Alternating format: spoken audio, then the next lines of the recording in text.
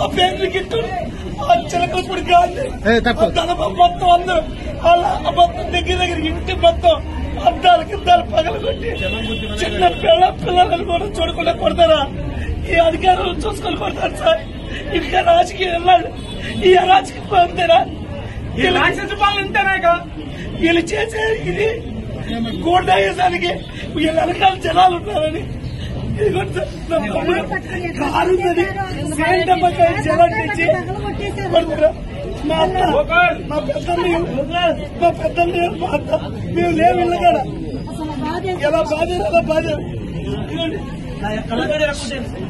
బాబు ఇదే సార్. ఇదే వీళ్ళ అరాజకం. మా ఆవిడ ఏం చేస్తుందంటే నేను పెళ్లి చేసుకున్న మా ఆవిడ ఒక్కసారి టచ్ చేయాల. ఇప్పుడే ఇలా చేశారండి. రేపు దేనికైనా తెగిస్తారుగా సార్. మాకు రక్షణ ఏంటి? మరి నా భర్తకి నా పిల్లకి రక్షణ ఏంటి? రేపు దేనికైనా తెగిస్తావు లేదా చెప్పండి.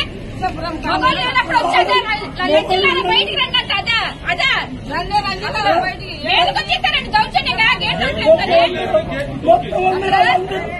ఎలా పనిబట్టి అద్దాలు పగలబెట్టి ఇదే రాజకీయం అంటే ఒకళ్ళు కొట్టి సంపద సార్. సంపద అన్నాడనే ఆనాడే అన్నాడు. ఆ పేరు నాని గారు ఈనాడు ఇలా చేయించాడు.